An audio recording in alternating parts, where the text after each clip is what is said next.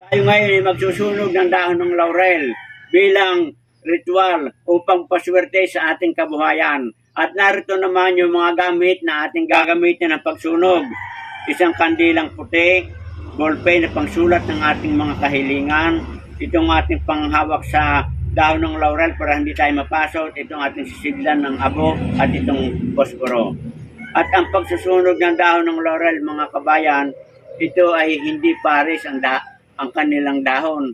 Pwede ang pagsunog ang 3, 5, 7, 9 o 11.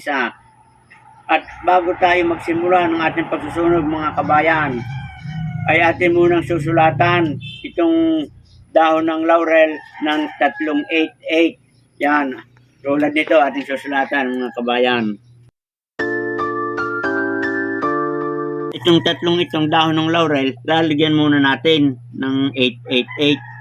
38. Bakit 8, mga kabayan, ang ating inilagay dito yung sulat sa dahon ng laurel? Dahil yung 8 ay isang lucky number. Ayan ay infinity. Sumusimbolo yan ng walang humpay, walang katapusan na pagpasok ng swerte sa ating kabuhayan. Bago natin sunugin, ay kailangan tayo ay mag-wish ng ating kahilingan.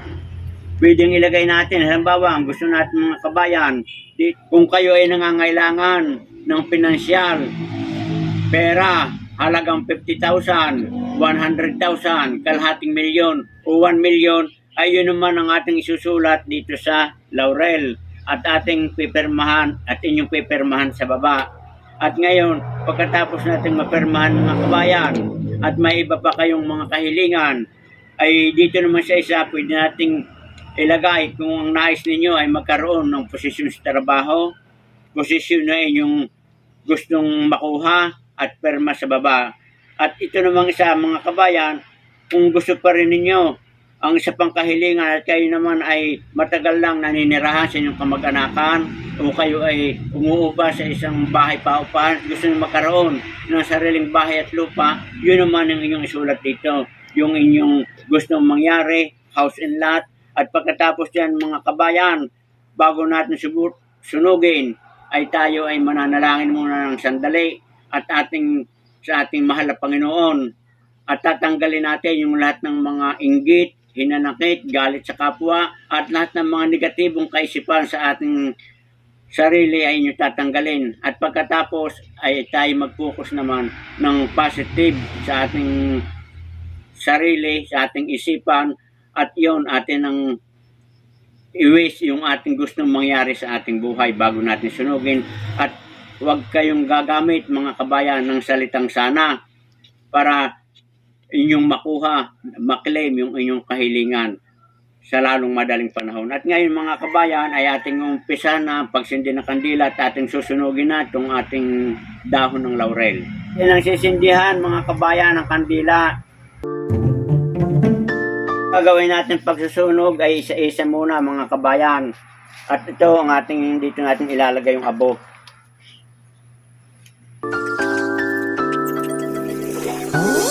Ang amoy ay napakabango ng kanyang aroma.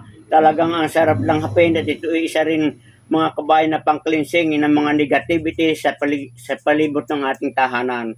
Itinataboy nitong palayo yung mga masasamang elemento. Ito, mga kabayan, amoy na amoy yung aroma niya, nakabanguhan, talagang humahalimuyak at nagle-leverage sa ating kapaligiran. Kaya lamang ay time-team tayo sa ating gustong mangyari na ating hinihiling sa ating kabuhayan.